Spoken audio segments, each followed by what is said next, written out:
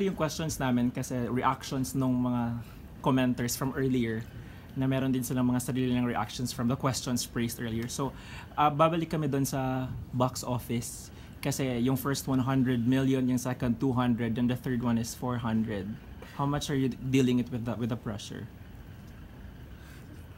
Sorry, talagang sinabi ko yung numbers. Ako But po, di naman ako nape-pressure dun sa kung gaano kalaki siya kikita. Ako, gusto ko lang talaga maganda yung maipalabas namin pelikula.